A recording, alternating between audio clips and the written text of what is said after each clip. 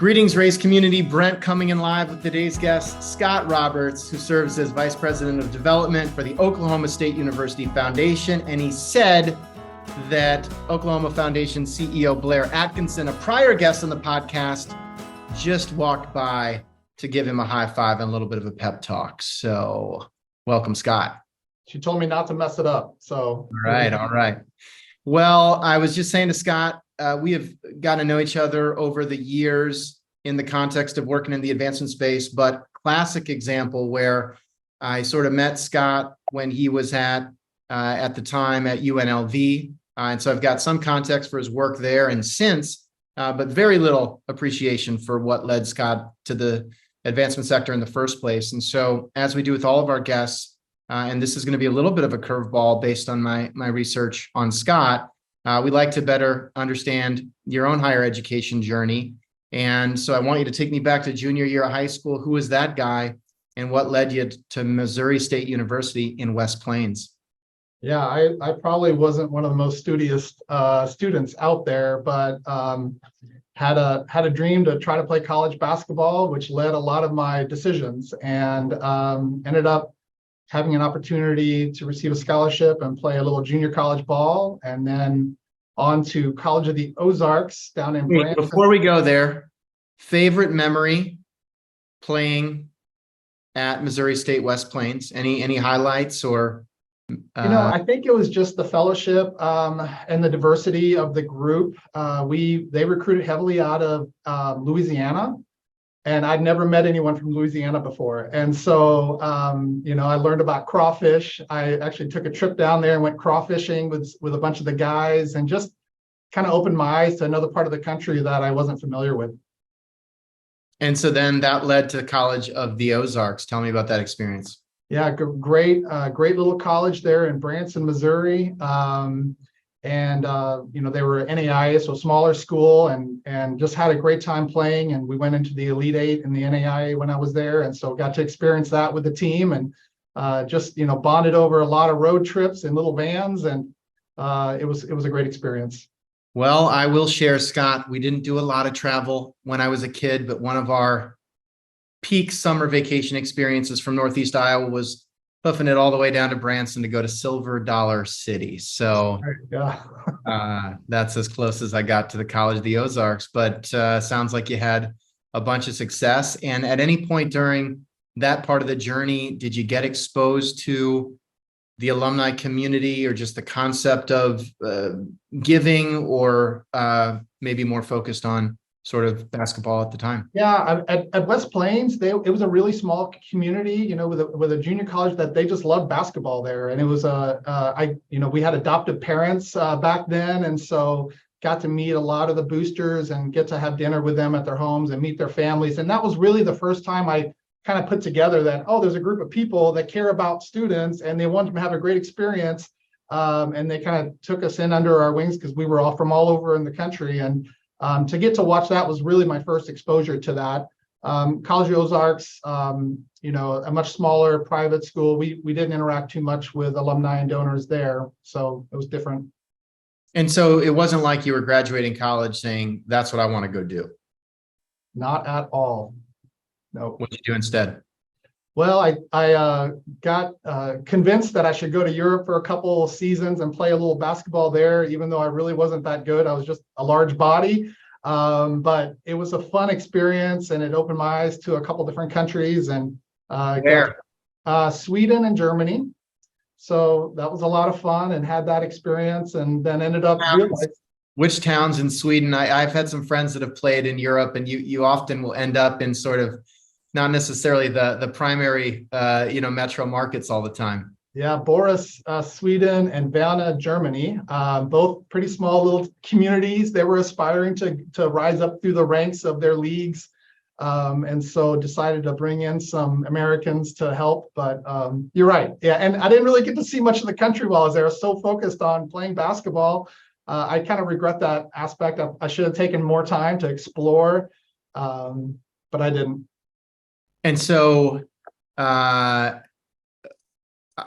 remember I had a good friend who played in Stuttgart, Germany. Looks like that's sort of the other other corner of the country, but you were just kind of traveling around mostly to either, basically they were in country leagues. Right, they were. Got it. And they probably issued you a $500 car to go along with it. Was it that sort of Oh, I've got a great story there, Brent. So Okay. in Sweden, I had a car, but in Germany, when I arrived, they handed me a bicycle with a basket in front of it. And they said, well, here you go. This is how you're going to get from your apartment to practice. And I just kind of thought, like, it gets pretty cold here in Germany in the wintertime. And they're like, no, it'll be fine. You'll be able to ride your bicycle. And so there was one moment where I'm on this bicycle in the, ice and cold and snow. And I tried to go over a curb, like down onto the street. And I literally head over, the front end of the bicycle, bit the dirt. And I wasn't hurt, but it was probably more painful to my ego that I knew I was going to have to tell somebody the story one day that, I flipped over a bicycle in Germany. Yeah. Well, we're probably going to lead with that in our podcast promotion. So glad you shared it. Great. This sounds like a sad scene in Ted Lasso at this point, basically. It feels like it.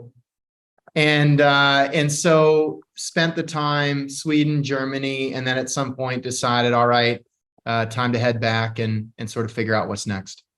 Yeah, I didn't really have, I didn't really know what I was going to do, to be honest. I knew I loved working with youth. I knew I loved kind of that non-for-profit sector. I'd spent a lot of my time at YMCAs growing up, and I felt connected to that mission, and I felt connected and comfortable in that space. And so I got back and I went to the 3 YMCAs that were in my vicinity. And I asked them all if they had any openings. And one place said, well, we'll pay you $5.50 an hour to lifeguard from 5 a.m. till noon. And I said, great, I'll take it.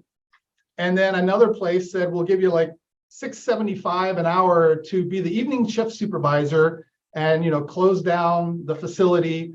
And I said, great, I'll take that. And so I literally worked at these 2 Ys part-time because I just wanted to get my foot in the door. And I love the mission, and I was convinced that if I just showed them my work ethic and my passion for, doing a good job and the mission of the organization, that good things would happen. And they did. It wasn't too long, and another YMCA in Pittsburg, Kansas, offered me a full-time job as a program director overseeing all of sports and aquatics for youth and adult programs there. And so I ended up landing in Pittsburg, Kansas. I love that, man. Just put yourself out there, go door to door once in a while. I feel like that, I love LinkedIn and I love all the digital stuff, but it's really, neat to sort of hear stories like this. And then ultimately that sort of, I'm sure you can trace it back to us, being able to talk today, back to then. So how do you, even when you're thinking about the YMCA and the mission, we've actually spent a bunch of time at a local YMCA with our kids, and really can be just pillars of communities and so forth. So just tell me about the people, the community. I mean, not everybody, most people are coming to the YMCA focused on swimming or working out. They're not like dreaming big about the mission, but it sounds like you were able to sort of see both aspects of that. Yeah, I just fell in love with it. In that role, I got to work a lot with volunteers. So I feel like that was really my first taste of learning about volunteerism and managing volunteers. All these teams, they all needed coaches, and they were typically parents. And so having those conversations with them, engaging them, giving them resources to be successful, that was a big part of it. And I appreciated, their passion for helping these kids and watching these kids play and grow up.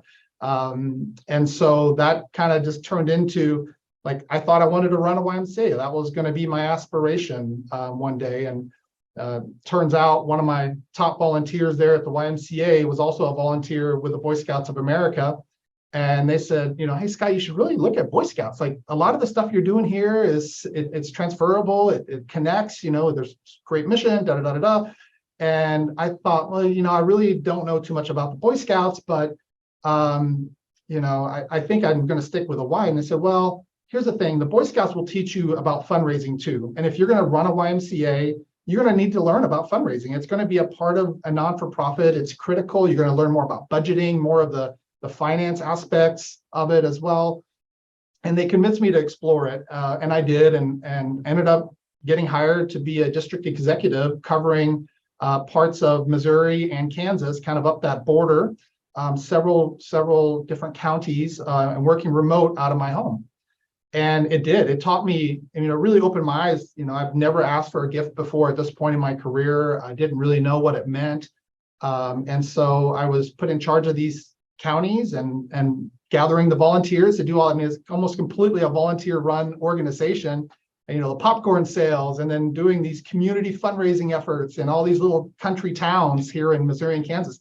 And it was a great, it was really great for me to learn an aspect of non-for-profit work that I had never been exposed to before. And everybody listening is familiar with the Boy Scouts, but probably not that familiar with the business of an organization like that. So even saying you're running a region or a district, what is the business apparatus at, or at least at the time, and what were the kind of main objectives you were focused on?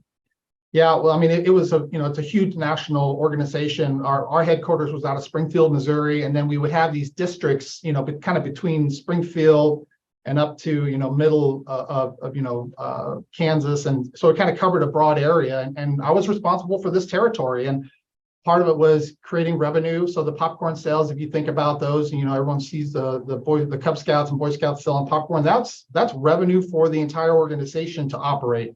And create all the programming that is needed to fulfill its mission. And so there's a little bit different pressure there that you're kind of on your own, and you're accountable for increasing sales and increasing fundraising, and having great programs that the parents still want to volunteer for and have the resources to feel like they're successful and give great experiences for these students.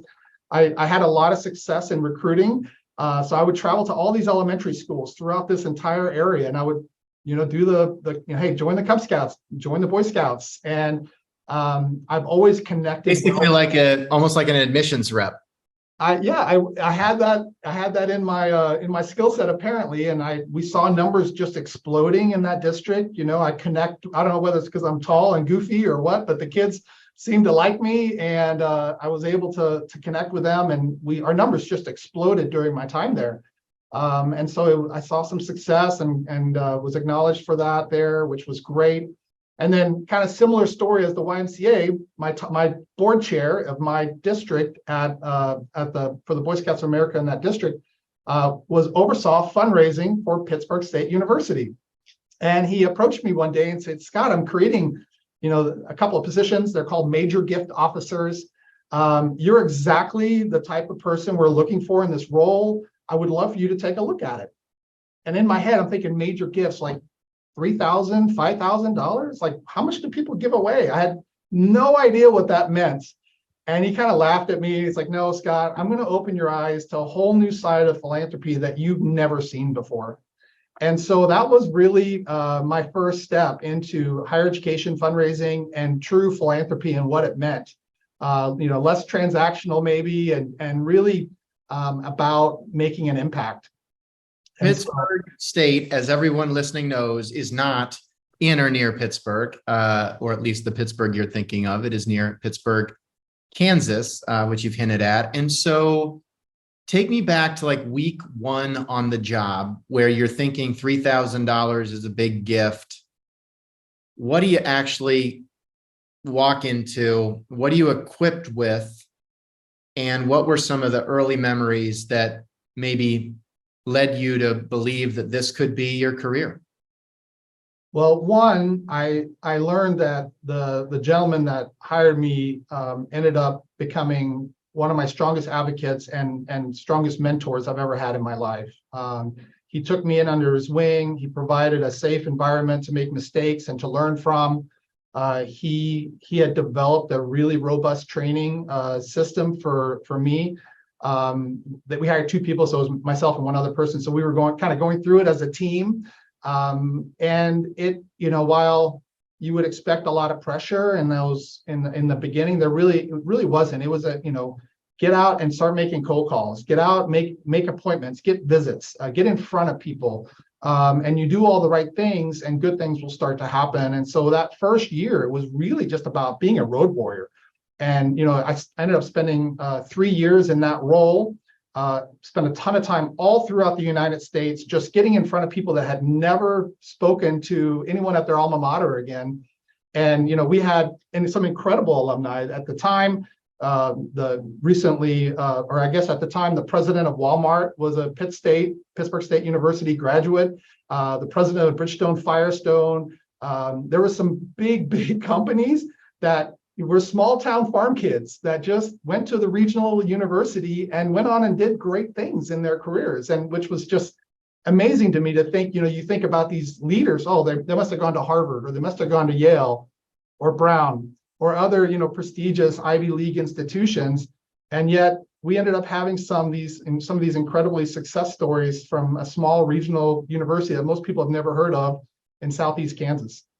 But in addition to those sort of big names within the community, I imagine it was sort of a millionaire next door type crowd as well, just kind of having grown up in the Midwest. And so you probably, uncovered wealth that people didn't maybe have any idea existed. And sort of just tell me about, I guess what you're describing is it was an institution that had a lot of impact with people, but there maybe wasn't a deep tradition of engagement and philanthropy. And so you had something to build off of, but really we're working pretty cold prospects relative to maybe what you have experienced today. Yeah, they really didn't have any major gift officers prior to me being hired there. And so there was a lot of untapped potential, a lot of kind of cool relationships. People loved that place and they had great college experiences, but just haven't been approached and spoken to anyone at the organization in perhaps 20, 30 years. And so it was fun to uncover some of these. And there were no Ferraris or no Lamborghinis to make sure like you knew who you're talking to. It was Ford F-150s. And, you just old ones, rusty ones, rusty and old. Yeah. And, I spent a lot of time on the highways, just getting to sit down with these people. And, when you meet them, it is just so heartwarming because they were very selfless. They really just wanted to make an impact and hear, what's the vision for the university and the direction they were going. And we had some great conversations and had some success. And how often were they first meeting? I'd love to do something. Thanks for coming to see me. I've been basically waiting for somebody to acknowledge me, versus they're maybe coming into the conversation the same way you came into the role, which is, what's a big gift? 3,000, 5,000? What is this philanthropy thing? Or maybe it was all of the above. Yeah, I think it was all of the above. Probably more, it was on me having a comfort level, asking for, 25,000 or 50,000 or 100,000 or $1 million. I had never done that before. And, I think when you're a rookie, those feel like really big numbers because you're not used to playing with them. Right. And so it took me some time to get there. And I remember, when I first started, I had a list of phone numbers to call or emails to email. And I was nervous. Like I had this anxiety where like, I need to know everything about this person before I reach out to them. I need to know what if their kid answers? I need to know who the kid is. What's the spouse's name? I need to know that. Where do they work? Like, what's the historical giving? What college did they graduate? What year did they graduate? I felt like I needed to know all this. So if you could go back to that Scott right now and coach him up, what would you say instead? Don't worry about that stuff. Just go. Because those things will happen naturally through a conversation, and they really don't expect you to know all that stuff anyway. And I would, I think, a lot of people just have that failure to launch syndrome. And, after 20 years of this, I can pick up the phone and have a conversation with anybody. I really don't need to know anything about them. And I will work that into the conversations, and they'll reveal all those things to me anyway. And so I feel extremely comfortable now, not at all how I did, that first year in the job. And so then when you think about settling into the role and getting some sets and reps and getting more comfortable, and it sounds like amazing coaching and mentorship, and tell me more about that individual who they were. But ultimately it sounds like it really started to click, and then just kind of tell me about what inspired the next step. Yeah, so the gentleman, his name is Brad Hodson. He's an executive vice president at Missouri Southern State University in Joplin, Missouri. he is probably on the path to be a university president one day. But he was also a very young leader in development back whenever I first started. So he was like 40 years old at the time, and has, tons of experience now and has grown in his role as well. So I really admire him. I wanted to, just follow in his footsteps along the way. 3 years into the role, he was promoted, for me to be in there 3 years in my role there, he was promoted to vice president for advancement for the university, which left a vacancy there. So think of an associate VP level type of job, but there at a smaller institution, it was called a director of university development. And it oversaw the entire development operation. I think we had a team of 10 or so. So I applied for that. They did a national search. They brought in, an outside candidate and me.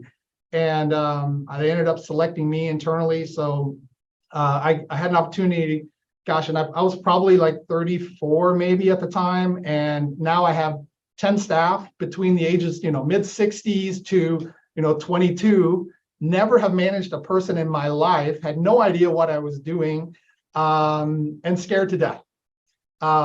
Fortunately, my team that were there, I'd worked with them for 3 years already. They had gotten to know me. They had a level of comfort in my approach to things, and they were my biggest advocates. And I think were instrumental in giving Brad confidence to promote me internally, even though I lacked the managerial experience that was required for the job. I love that. And then ultimately that led you to UNLV. It did, yeah. And it was funny when he hired me back as a major gift officer. He said, "Listen, there's so much potential in this career, so much growth opportunity. I want you to give me 5 years. Give me 5 years to develop and grow you professionally, have some success, and I'll help you go anywhere in the country you want to go. Because you're going to have to probably leave to get promoted. Like, that's just the nature of this business. There's not that many spots, in this, And so I kind of went into it with that attitude, like, okay, I'm going to give this guy 5 years and I'm going to work hard. I want to, break records. I want to do things that, show that, I'm working hard and I'm trying hard. I ended up giving him 6. I was in that role for 3 years because we were wrapping up a campaign there. I wanted to help close that campaign out and show, that success for the institution. And then he helped me. He's like, you want to go public? Do you want to go private? Do you want to go small? Do you want to go large? You should explore all of these things. And I did. I threw my name in some hats that I didn't even know if I really wanted or not, but I just was exploring, like, what's a small private look like versus a large public. And I ended up landing at University of Nevada, Las Vegas.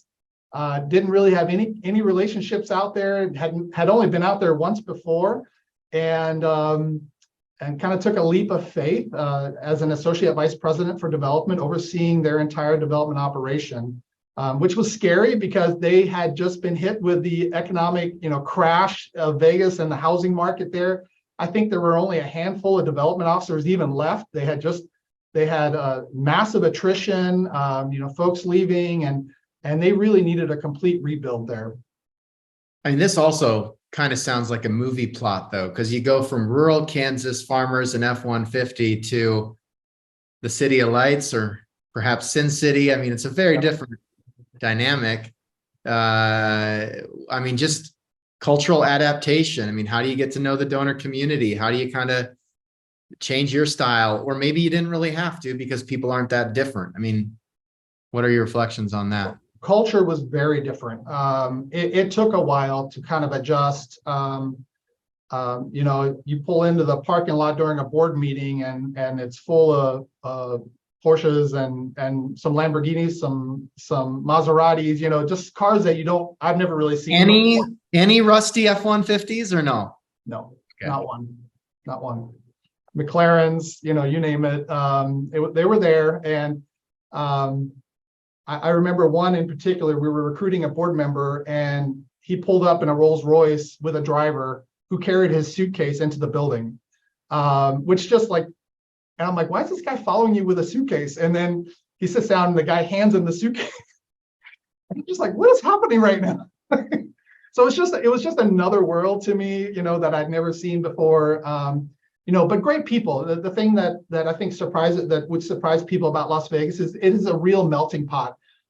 People will come from all over. There are really the number of locals there is so small that it's like seeing a unicorn. If you see a local that has 3 generations of family members that were raised in Las Vegas, it's just not an old city, and it's very transient, and so it's just different. And then the other big difference is the major donors were primarily not alumni.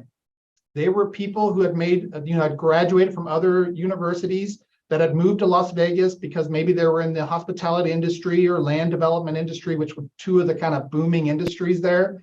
And so they they understood philanthropy because our business school was named after someone who went to Harvard. Our urban affairs school, that guy graduated from Yale. Our law school, that guy graduated from Utah. And so, they just came into Las Vegas and they're like, we need a great university to be a great city. So almost an inherent, like everything is corporate foundation relations in a certain sense. And top employers of UNLV grads, big in education, but then it's MGM Resorts, it's Caesars, Wynn, the Venetian. So there's really this deep connection from a talent pipeline perspective, which it sounds like was then reflected in your donor and maybe leadership community. Yeah, that's right. Any up until this point in the journey, like any just visits that were just like, what is the flipping over the bicycle equivalent of visits? Like any just visits gone wrong, like, I don't know, travel disasters, or find yourself out in the boonies at some point. Like it's fun sometimes to get those reactions. Sure. Yeah, absolutely. There were some of those. Gosh, I'm trying to think which ones I want to share. That's fair. That's fair. I had probably one of the. Yeah. What's up? I said be judicious. Yeah. Yeah. No, I had probably my creepiest one I'll share. All right, folks. He's leading with creepy. I didn't see that coming. Yeah. So I had a development officer who had built a relationship with a gentleman who was a large music art collector, signed guitars. Think about like he had been exposed to a lot of professionals through his career. And so he had a lot of memorabilia. I guess that's the right term, memorabilia of, platinum records that have been signed by really cool bands. And so he had invited this development officer to come take a look at his home. Something there triggered, and she said to me, like, Scott, I don't really feel 100% comfortable going alone. Like, would you mind accompanying me and just taking a look at me with me to see what this gentleman has in his collection? I said, sure, yeah, sounds great. Well, got to the home, he's starting to show us around a little bit, these cool signed things. And I'm quickly realizing that everything is personalized to him. It's all, his name to so-and-so, from Aerosmith or, whoever, this is our guitar, whatever it is. So it was just, I'm like, I don't know that there's a lot we can do with this. Everything is personal. Like, we can't sell it. And it's not certified. Like, I don't know. And another thing that people probably don't know about Las Vegas is very few homes have basements. There's something called caliche in the ground, which is like a layer of concrete below the sand. And it's very difficult to dig down deep for a basement. Well, this gentleman said, like, well, I have more down in my basement. And all of a sudden my thought is like, wait a minute, you have a basement? Like, people don't have basements in Las Vegas, so I'm just going with it. The development officer and I just kind of looked at each other like, this is kind of strange, but okay, let's go with it. Well, we get down there and get more stuff. And then he decides to share his surround sound stereo system with us. And there was like one chair in the middle of the room that looked pretty sketchy, and then like a big screen TV. And he's like, now listen, you have to sit in the chair in the middle of the room so you can really get the acoustics of this entire basement. Like, I've got the speakers all around. And I'm like, I'm not sitting in that chair. Like, that is not a cool looking chair. And the development officer said the same thing. And anyway, I quickly put together an exit strategy. I'm like, we need to get out of this basement right now. And we still laugh about this, and it's like, that was a little sketch. The Las Vegas basement experience. Well, appreciate you sharing. And yeah, I mean, look, you don't do thousands of visits and not have some of them that stand out for sure. Appreciate you sharing. You had the opportunity to head out other side of the country, University of Connecticut Foundation, not too long before the pandemic. So complicated period, but would kind of love any reflections from that experience as well. Yeah, wow. I mean, what an opportunity to go from a UNLV, which is very transient in nature, big city lights, lots of flash, but also not necessarily ranked as one of the top research universities in the country, to an opportunity to go to a University of Connecticut Foundation where they're a top 25 public research university. I'm going from one culture to a very different culture in New England. I've never really been on a sailboat before or a yacht or anything like that. And we had experiences where donors would allow us to host others on their yachts and so forth, which was just kind of eye-opening and something new and different for me. And just had an opportunity to partner with an incredible president and come in at the same time. And he and I did a lot of really great work over a couple of years there. It was a lot of fun. I got to see a whole new part of the country, meet some incredible people, and be part of a private foundation that operated completely independently. So at University of Nevada, Las Vegas, it was switched. We were all state employees. There was a foundation, but the foundation didn't really have any employees. We were serving in that role as state employees, doing the fundraising. And so to go from a place now that was a private 501c3 that employed everyone, provided healthcare for everyone, and reported up to the foundation president as I served in that role, was just also very different, not just culture, but just a model of fundraising that I'd never been a part of before. So it was a great experience to see that and be part of that. And then you headed out to Stillwater in late 2021 to join Blair and the team.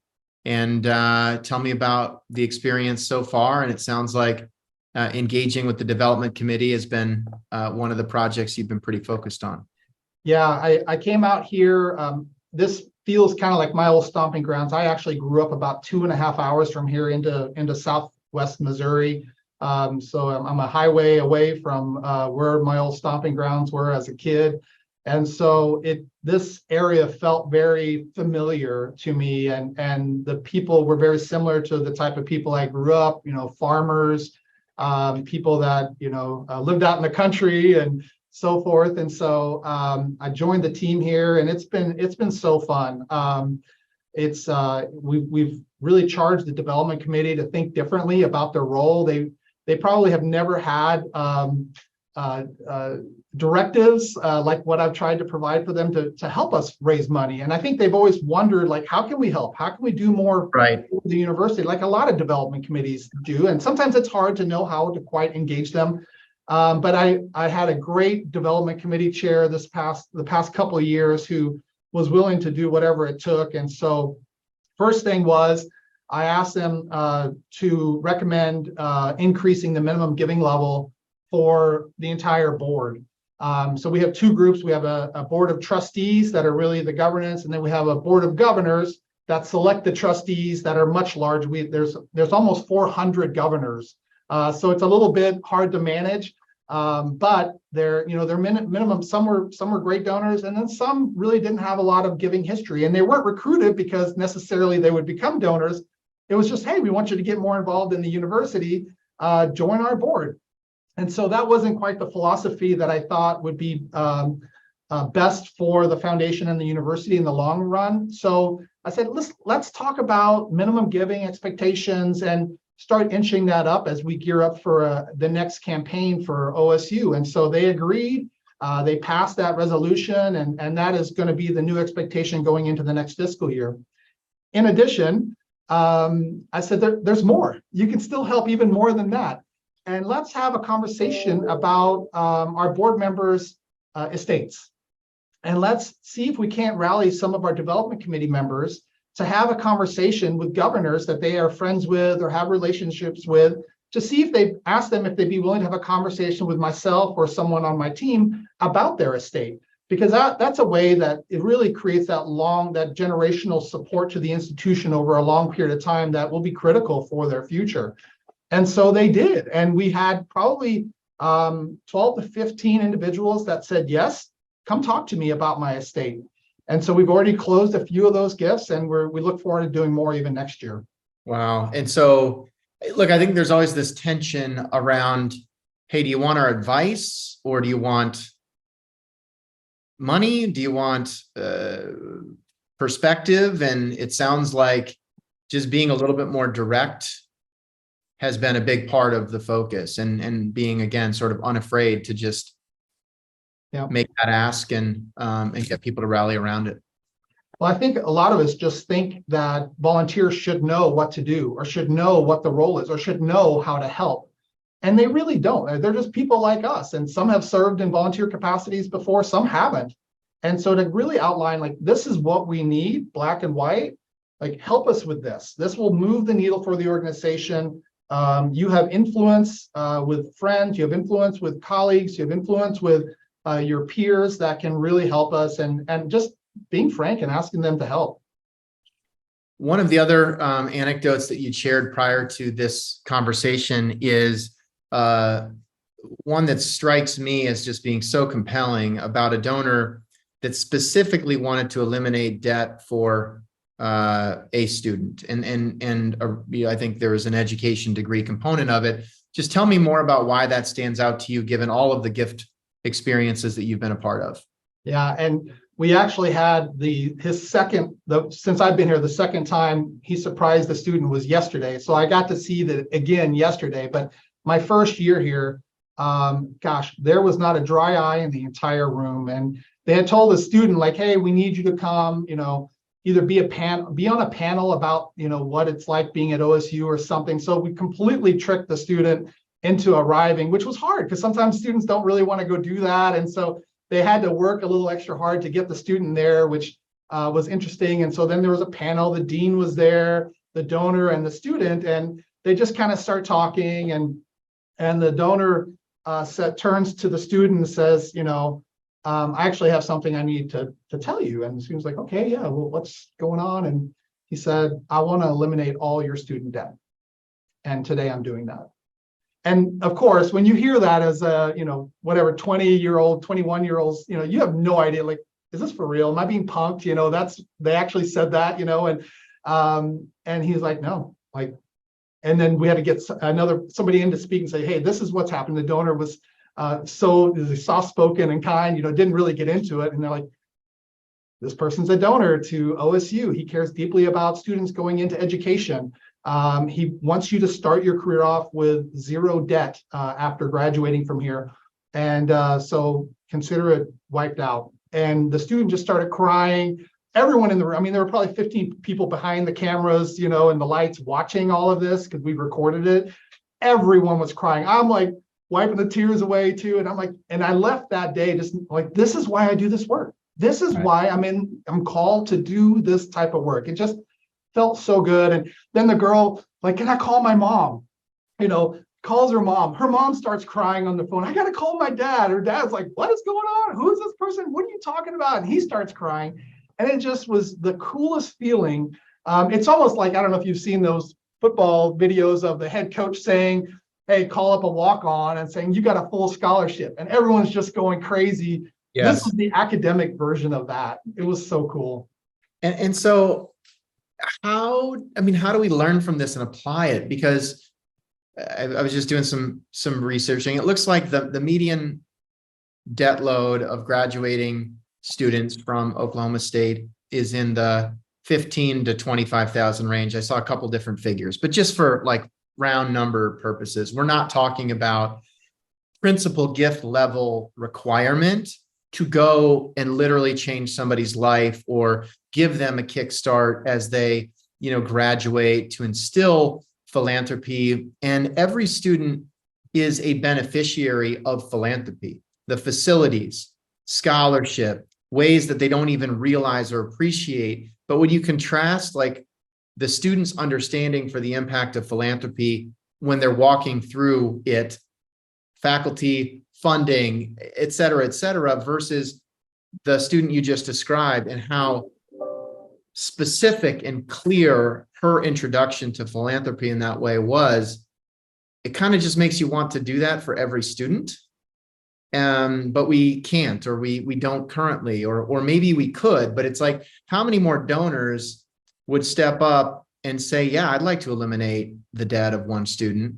And I'd love to feel that reaction. And there's a balance, because, you can't put every student necessarily on a pedestal, and some people want to be more private, but it just seems like so emotional. Like, the tears lead to generosity that isn't always felt in your standard appeal. Right. And so, part of our, strategy on this is we want everyone to see this, right? Because if you don't see it, it's hard to describe it. It's not the same me talking about it versus you watching that girl crying and seeing the impact that he's had on her life. So we record them, we push them out on social media, we show them to our board, and get it out in front of people, because it's inspiring. And you're right. You see it, you're like, well, I can do that. And it's just opening people's eyes to the impact that they can actually have. Love it. Love it. Well, tell me just about the state of affairs at the foundation. What are you focused on now? What are you excited about? Where do you see things heading from here? Yeah, we have a university president that's wrapping up her second year on the job. She has pushed out a strategic plan for the university that really outlines how OSU is going to be great, and how we're going to be leading the nation. And there's pockets of things we do really, really well. She's doubling down on those things and saying, listen, we need an infusion, investment, and focus on areas that we can be excellent in, areas that we can be leading the country in. And so that's articulated in the strategic plan for the university. She's created some imperatives that, listen, we want to increase our enrollment. We want to retain our students better. We want to graduate the ideal cowboy. And what does that look like? What does the ideal cowboy look like coming out of OSU? And so there's all these strategies in there. They've created some working groups led by some faculty fellows to dig in, and what are the strategies or the tactics that need to occur to be successful in these strategies. And so they're working through that right now. This will end up being or developing the goals for our future campaign. So we're in the planning phase of our next campaign here at OSU. Last year was our first year. We're going to have, this is second year. We're going to do one more planning year next year, and then roll into our quiet phase. And so it's exciting to see like these buckets starting to evolve of how do we focus our fundraising efforts, inspire our donors to be part of something great, and show that impact and the difference it can be made with their investments. Love that. Love that. Are you hiring? Tell me about how folks should be in touch, stay connected with you. I know you're active on LinkedIn. Any other recommendations? Yeah, I think, who's not hiring right now? I think I just heard recently that there's never been a time in this industry where there's been such a demand for professional advancement folks, and so few in the pool. And it's not going away, right? We need more folks. I think we probably have done a poor job in our industry promoting this to recent graduates, or getting people in the pipeline with zero experience. So one of the things we've taken on is a path to grow our own advancement professionals and hire them with zero experience. I'm looking for people who volunteered with the OSU Student Foundation Board. I'm looking at our cowboy callers. I'm looking at students who are in leadership roles in the business school or the College of Education or wherever, that they have the bones to be great development officers, but may not even be aware of this industry. I think that we're missing a lot of people that get in on another path early, and then they can never go entry level again because they've got a family, or they've got debt, or they've got all these other things that are preventing them from getting in the pipeline. And so I'm really proud that we've taken this step. We've hired some new DXO officers, kind of exposing them into the annual giving path, and other things too. So yeah, we're hiring just like everybody else. I'll tell you the one thing that sets us apart from a lot of organizations is just the culture here.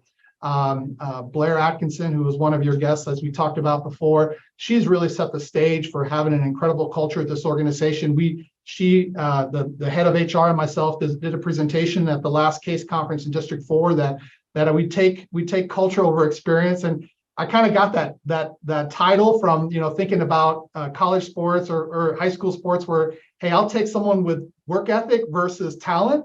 That was certainly my case as an athlete. I had a great work ethic, but maybe I couldn't jump as high as everyone else, or maybe I wasn't as fast as everyone else. And that kind of phrase spoke to me. And as I think about who we hire, I want people who care deeply, understand the mission, respect one another, and appreciate, a diverse group of folks with different ideas and different thoughts and different backgrounds to work together to get the organization moving forward. I love that, Scott. Great summary. And we certainly feel that culture, passion, commitment, collaboration, vibe in the work that we've done together over the years. And very happy for you and the team as you continue during this clear growth phase for the foundation and the university. So thanks so much for taking us down memory lane with also an eye towards the future, and really look forward to stay in touch. Thanks so much, Brent, for having me. I really enjoyed it. Appreciate it. Have a great day. You bet. Raise community. Don't hesitate to reach out to Scott on LinkedIn. Let him know that you heard this episode. And with that, I'll conclude today's recording with Scott Roberts, who serves as Vice President of Development for the Oklahoma State University Foundation. Take care.